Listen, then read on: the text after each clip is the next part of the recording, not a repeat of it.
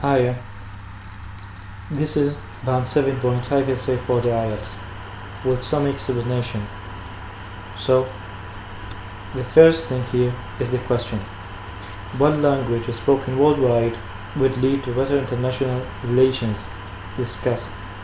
In this kind of essays, the examinee would be asked to give for and against arguments. So in the introduction you have to put these ideas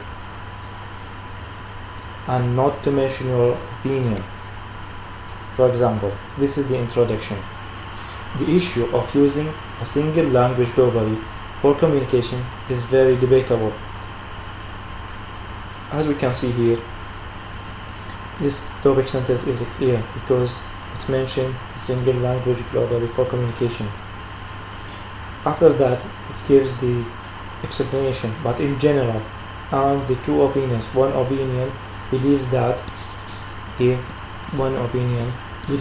this language will create a tight-knit international society, while the second one clings to the idea that a single language supports cultural invasion.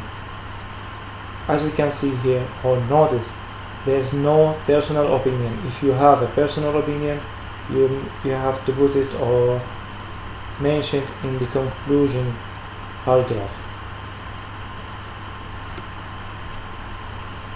The second paragraph is the idea, if you want to mention the for or the against.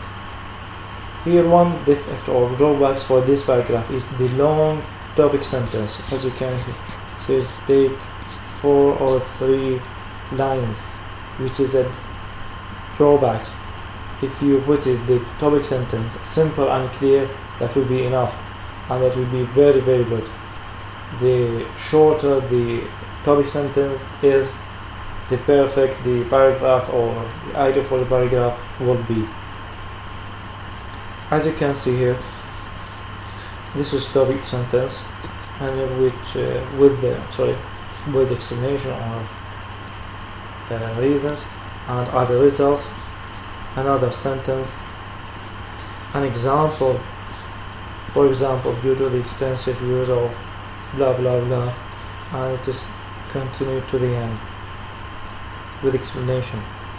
At the end of the paragraph, sometimes it is preferred to mention concluding sentence at the end of the paragraph to summarize the idea. For example, here on balance, it is believed that this language will create problems in the host culture, as it mentioned above.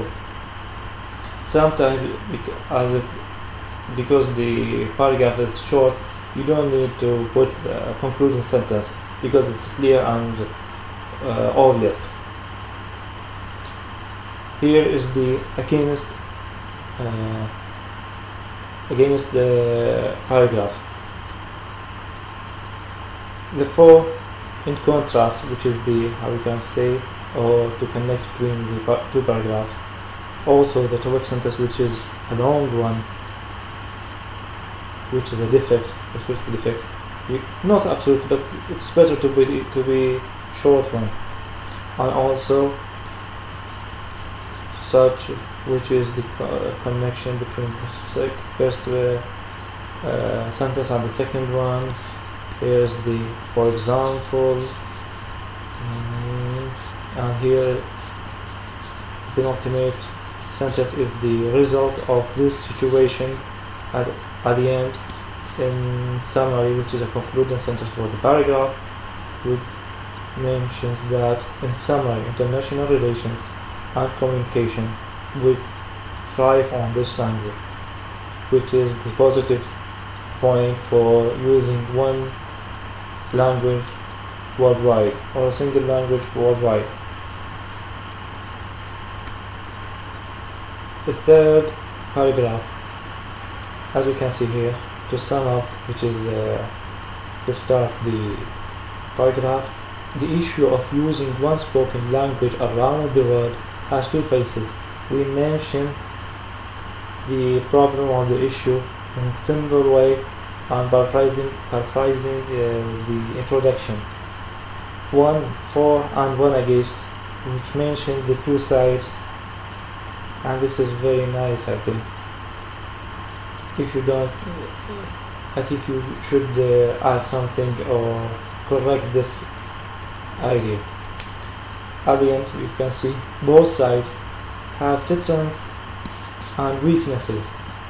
In order to decide between them, the exact situation will need to be examined extensively. I think this is a clever way to avoid